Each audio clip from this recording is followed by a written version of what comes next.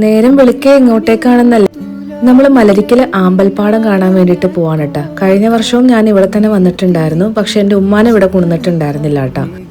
എറണാകുളത്ത് നിന്ന് 2 മണിക്കൂർ യാത്രയുണ്ട്. അതുകൊണ്ട് ഒരു 4:45-5 മണി സമയത്താണ് നമ്മൾ വീട്ടിൽ നിന്ന് ഇറങ്ങിയത്.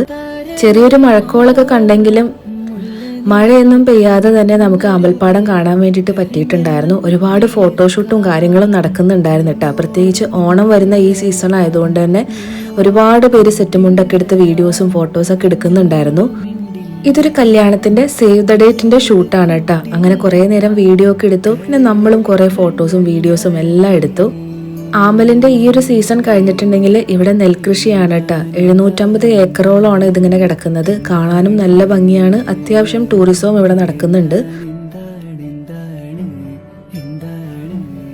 അങ്ങനെ കുറേ നേരത്തെ കറക്കം കഴിഞ്ഞ് ഒരു 8 മണിയോടുകൂടി നമ്മൾ വഞ്ചിന്ന് ഇറങ്ങിയിട്ടുണ്ടായിരുന്നു കേട്ടോ. ഒരു വഞ്ചിക്ക് 1000 രൂപയാണ് കേട്ടോ റേറ്റ് വരുന്നത്.